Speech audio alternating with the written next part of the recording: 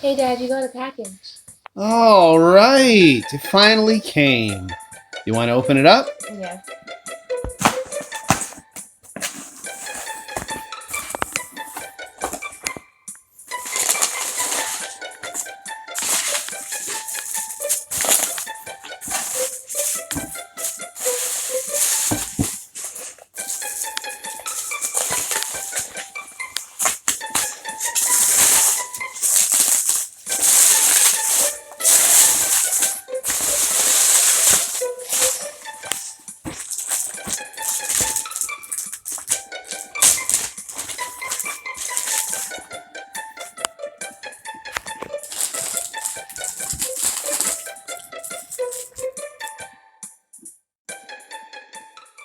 So, do you know what this is? I don't think so. That's okay. As a child of the 80s, I grew up playing with G.I. Joe, but they were 3 3/4 inch action figures like this guy.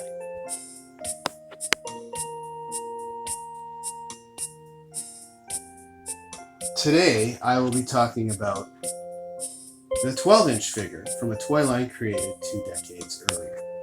Hasbro first introduced G.I. Joe in 1964, representing the 4 branches of the U.S. military, with the Army, Navy, Marines, and Air Force.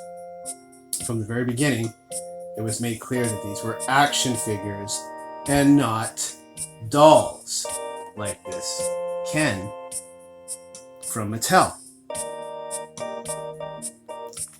And unlike imitators, true G.I. Joe figures have a scar on their right cheek,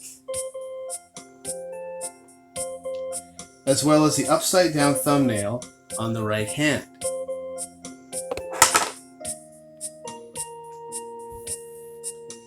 In 1970, Hasbro decided to veer away from their military theme and renamed the line the Adventure Team. Some of the figures sported lifelike hair and beards. These are known as flocked hair figures. And after that, there were figures with the Kung Fu grip and movable eyes. The line ended in 1976, but was reintroduced in 1991 with the Hall of Fame collection, followed by the Classic Collection, Masterpiece Collection, and the Timeless Collection. And I'll show some of my newer G.I. Joe figures from the 90s in a little bit. So, this is an action sailor, as you can tell, who was available from 1964 to 1967. I was very excited to find him on eBay for a decent price. I've never seen original G.I. Joes in thrift stores.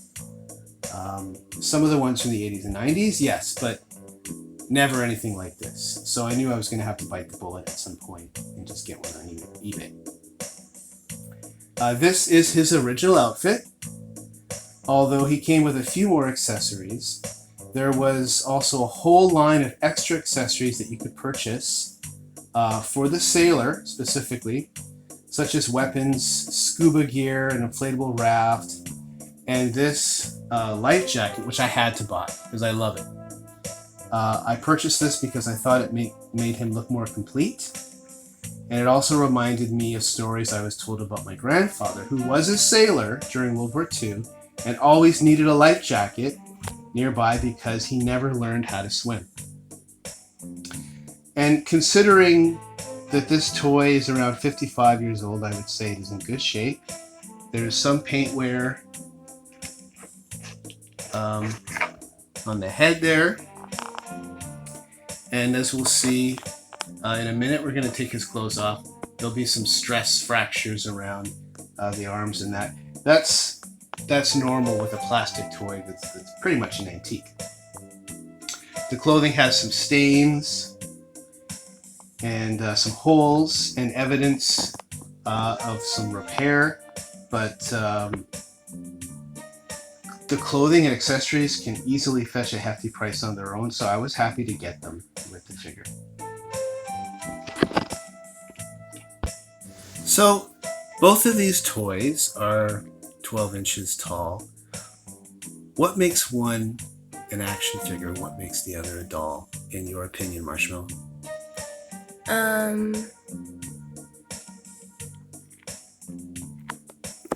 Well, for the action figure, its joints can move, and for the doll, most stores can't.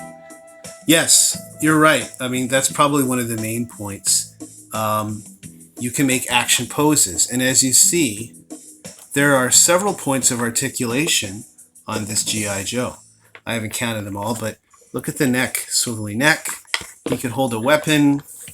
He could punch.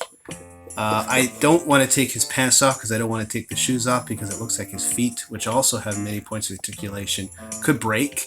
I almost ripped apart the jacket by accident. I have to be very careful with him. But you're right. He's more of an action figure because he can be posed.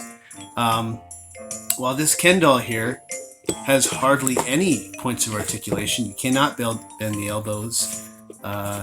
The knees, they're somewhat flexible, but they don't have actual joints, separated joints. So he's more suited to perhaps going to the movies and having dinner with Barbie, while this guy you would put in more aggressive scenarios with his other buddies and go to war and make them fight, or go on adventures or whatever. So I've got our fella here with the life jacket. I think it looks awesome. This totally has that World War II Navy look. He presents very well, so I'm very happy with that.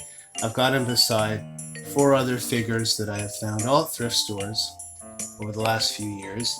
These guys are from the 90s, I believe.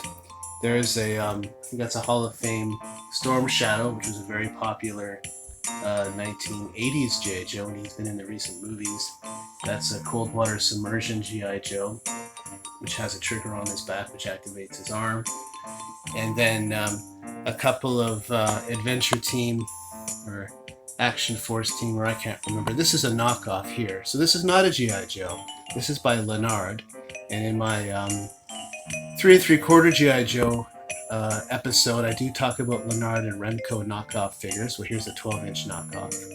But and this is not his original uniform. I put him in someone else's uniform. This is sort of like an Arctic camouflage sniper uniform. Very cool. I really like it. And oh, there he goes. He's taking a nap.